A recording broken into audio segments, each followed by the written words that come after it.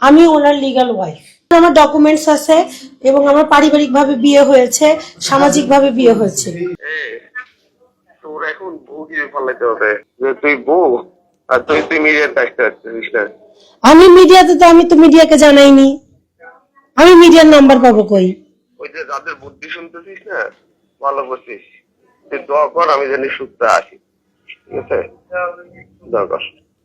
জানাইছো তোর এখন ফলাও বউ আসতে হবে। যে আমি যেন শিকার না যাই, মিডিয়া আসলে আমি চুপ থাকি। আচ্ছা চুপ থাকে না, তোমাকে আমি সেই চুপ থাকার কথা বলছি।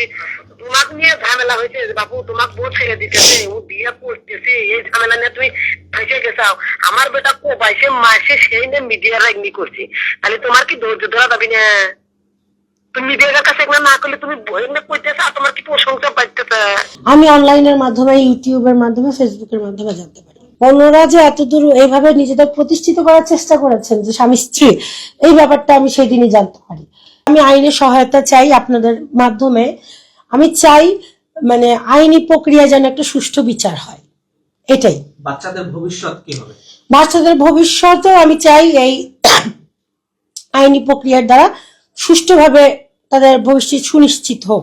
ওই নারীকে ছেড়ে যদি আবার আপনার কাছে ফিরে আসে, তাহলে আপনারা সংসার করবেন কিনা একসাথে? হ্যাঁ, অবশ্যই। কোনো মেয়ে চায় না যে তার সংসার ভেঙে যাক। আমি এখনো চাচ্ছি না যে সে আমাকে ছেড়ে চলে যাক।